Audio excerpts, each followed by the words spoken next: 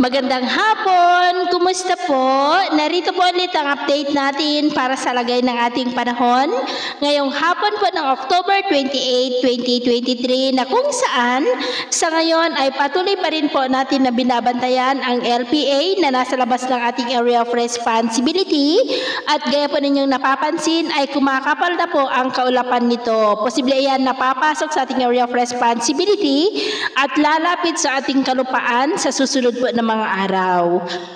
Samantala, ang amihan naman, gaya ninyong nakikita, ay patuloy ang pag-ihip sa malaking bahagi ng ating bansa, lalo na sa northern at eastern part. At sa atin naman pong long-range forecast, ay nananatili pa rin na walang bagyo na nakikita na tatawid dito sa ating bansa hanggang sa matapos ang buwan na ito.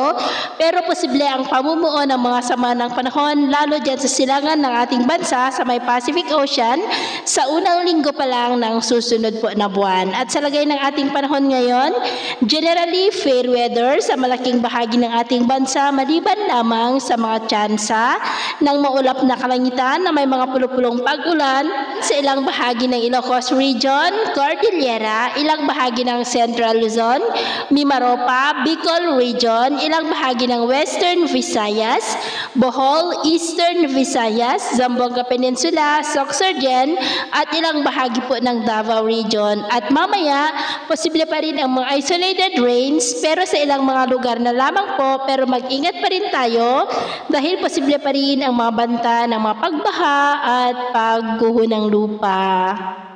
At sa atin naman pong mga baybayin, wala naman po tayong nakataas na anumang gale warning signals, pero iba yung pag-iingat lamang po kung papalaot tayo para mas makaiwas sa mga sakunang pangkaragatan.